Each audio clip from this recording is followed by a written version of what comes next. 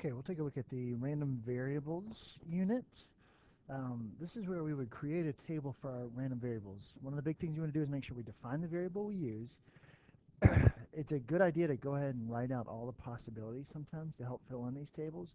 And remember, as you're doing these tables, right, these are the ones where, we had x and then the probability that x would occur, maybe x happens once, twice, and so on. Remember that the probabilities down here in the bottom should always sum up to be 1. When we started doing these, the expected values, um, sometimes we would also refer to that. That's going to be the mean here. That's where you would sum up all of the observations times their probabilities. The standard deviations for those, again, it was a summation. And what you're really doing, you're going to see how far each observation is from the mean. That's the first part, right? That's standard deviation. But because we have these probabilities, you're going to multiply it by the probability that it occurs. But for us, we're going to turn those into variances because we have to add up variances. Now, you're not really ever going to have to use that formula because this is where we would use list 2 as the frequency list. So this is one of those opportunities to use that frequency list. One, I put the parentheses in the wrong place there. So really, we're looking at what happens when you do the expected value plus a constant. And what we do there is, it's the same thing essentially as adding and subtracting a constant to each of the values. What happens when we do when we add a constant to all the values to the spread? Well, nothing happens. We saw that in the probability unit. If we multiply by some type of constant, then we would multiply our expected value by the constant. And then standard deviation, as opposed to multiplying each piece of the standard deviation, we can just multiply the whole thing by the constant. So remember, you can multiply both by constant, but the only the mean, or in this particular unit, we call that expected value. Only the expected value is affected by addition and subtraction. All right. That's when we just add a constant. Now, we could also combine variables. If we're going to combine two different distributions. One of the examples I know we did in class was, putting the bicycle together. There's like 3 or 4 different processes, so each one had a mean and a standard deviation. And so we could combine every process, the unpackaging, the, putting the assembly, putting the bike together, assembly, prepping the bike, getting it ready, like greasing the chain and everything, and then, final touches. There could be 4 different steps of the process, each with their unique mean and standard deviation. And now if we're going to combine it to figure out, well, how long is it going to take to just put the bike together, this time you'd put it all together by just simply adding all of the means together to get the expected value for overall time. And then there's one trick here. Each has a unique standard deviation, but remember, we always added variance. So in order to get variance, right, standard deviation equals the square root of variance, or another way to look at that, standard deviation squared is variance. So remember, we'll see it here in an example here in just a minute, but we have to add the variances, and then once we've added the variances, we got to take the square root to get the standard deviation. Okay, so let's look at some examples. I think this will come back to you a little bit more naturally if we see some examples here. So, American households selected at random. If we ignore the few households with more than 7 people, here's a probability distribution. So, what's the probability that a house has 4 or more people? Well, really, we're just going to go to 4 and add up those values right there, and that should be 0.24. Slight change here. Now we're just saying greater than 4, which means we're going to cut out 13% of households, which drops us down to 11. Between 1 and 3, and really this is more of an exercise of paying attention to your inequalities. So it would just be those 2 groups right there, which is 41% of households have more than 1 and less than or equal to 3. And then not equal to 1 is a great opportunity to use our complement rule, just 1 minus 0.35, as opposed to adding up all the others, we could just use our complement rule right there. So that's using a table. Now here's one, a couple planning to have children um, until they get a girl. So they could have, if we let x equal number of children, well, if we think about this, they could have one child, two child, and it says they will not have more than three.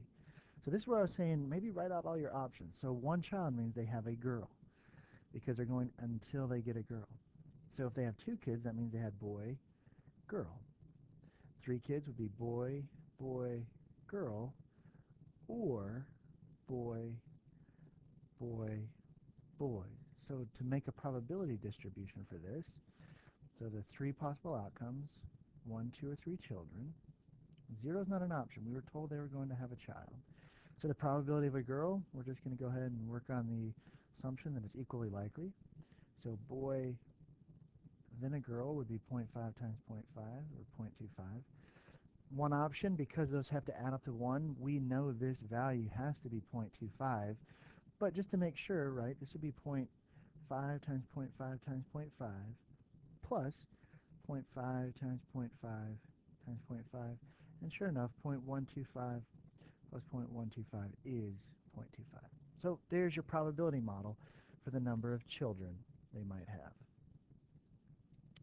All right, a carnival game offers $100 cash to anyone that can break a balloon by throwing a dart.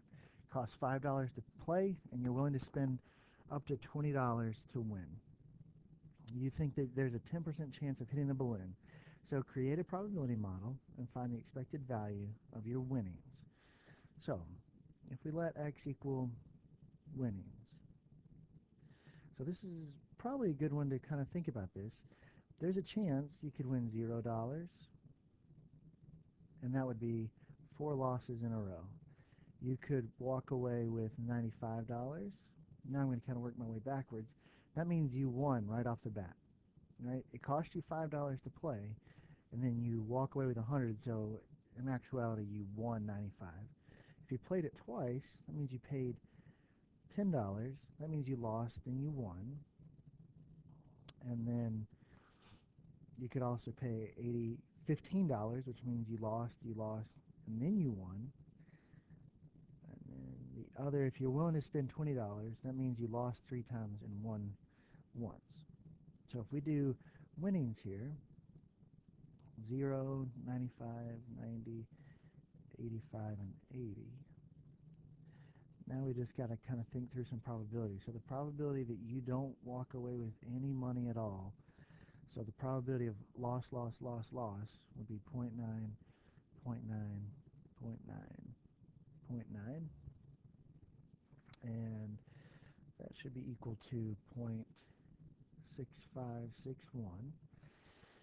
And then $95, the probability of a win right off the bat is 0.10 with a 10% chance. $90, that means you lost, which means 0.9 times 0.1, which is 0.09. And you would just keep working your way through this thing, filling in the rest of the chart. The probability of walking with $85, so that's 0.9, 0.9, 0.1. And then finally, the probability that you spend $20 and walk away with 100, in other words, that you make $80 profit, 0.0729. So this is where, if we're going to find the expected value and standard deviation, this is where we'd put list 1 as x's, and then list 2, that's how often we expect those things to occur. And when you run your 1var stats, remember, put list 2 as your frequency list, and what we should see is the expected value of winnings. You would expect in those 4 tries to walk away with $30.32, and then the standard deviation is about $42. Right. Then we move on to combining random variables. So here are these 2 independent random variables, x and y. Like I said, maybe this could be, putting a bike together. 1 is assembly, 2 is fine-tuning. So it takes an average of 10 minutes to put the bike together, and then 20 minutes to fine-tune it to get it set up for the individual. So what would happen for 3x? So in other words, maybe 3 bikes in a row, bike and bike and a bike. And this we haven't combined random variables. This is just multiplying by a constant. So the mean here would just be 3 times 10, which is 30. And then standard deviation, we can multiply standard deviation 3 times 2, which is 6. Now we're adding a constant. So the mean, when you add a constant, you're going to add. And the standard deviation, however, is going to stay right where it is, right? We're not going to, maybe we miscalculate and it takes, the clock was off, and so we have to add 6 minutes to all those times. It's not going to make it more spread out, but it will move the mean up. Now in part C, we're combining random variables. This is where we're combining random variables. So x minus y. Well, with the means, it's pretty straightforward. You just have 10 minus 20, which is negative 10. Standard deviations, however, remember, this is one of those where I like to come out here and just jot down the variance really quickly because we're going to need those to combine. So the standard deviation here, remember, we got to take the square root of variance 1 plus variance 2. And so for us, that's going to be about 5.385, rounding down the road. 3x minus y. Well, we've actually already got the mean of 3x. That would be 30 minus y minus 20. So the expected value of 3x minus y is 10. Standard deviation. Now, if you look up at number 1, we've already got the standard deviation of 3x. So to find 3x minus y, we need the square root of 6 squared plus 5 squared. Remember, we always add variances. That's why I'm squaring the standard deviation. And I'll let the calculator do the work for me from there. That's about 7.81. And then maybe this one where we're doing x1 plus x2, where we're going to, this is probably more appropriate to say, if we're going to put 2 bikes together, a bike plus another bike plus another bike, this is just a matter of 10 plus 10. We're just going to add the x's twice, so that's 20 minutes. And then standard deviation, again, we're considering x1 and x2 two different variables, so we need to do the standard deviation as the square root of those two variances added together, which is about 2.828. And one more example, insurance policy costs $100, and it pays policyholders $10,000 for a major injury, $3,000 for a minor injury. So the company sits down and they estimate that 1 in 2,000 people have a major injury and 1 in 500 have a minor injury. Step 1 is to create a probability model for profit. So we're going to go ahead and define X as profit on a policy. So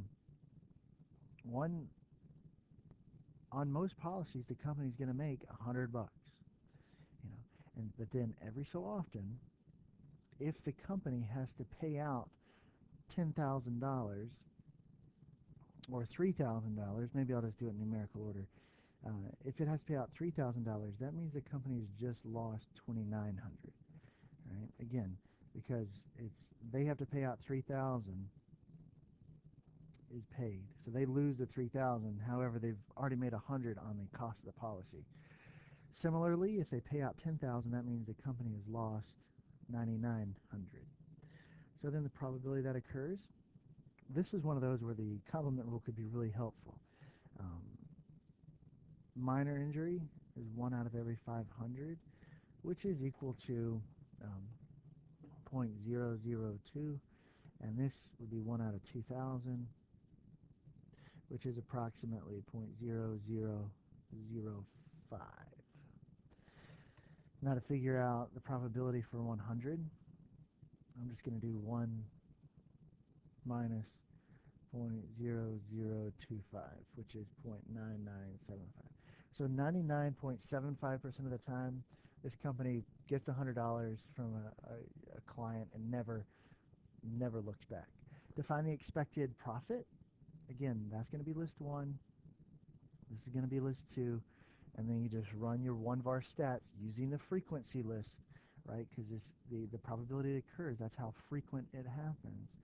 So we're going to use that as a frequency list. The expected profit per policy is $89, and the standard deviation per policy, again, that's given right. It's given to you.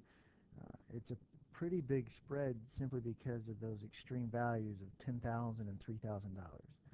The expected value and standard deviation for 1,000 policies. So in other words, This is where we do x1 plus x2 all the way up to 100.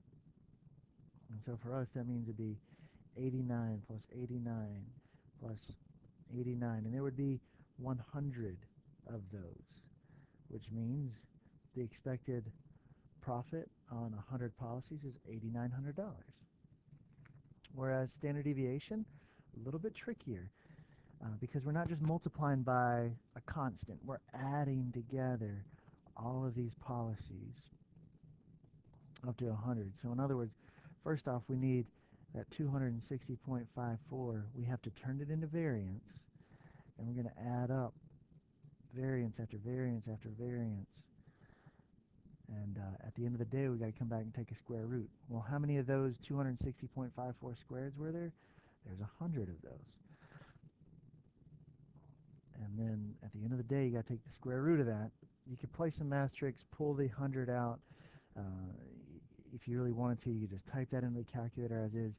Just as a heads up, though, this will be just 10 times 260.54. That's just using some of my fancy math tricks. Square root of 100 is 10. Square root of 260.54 squared is 260.54.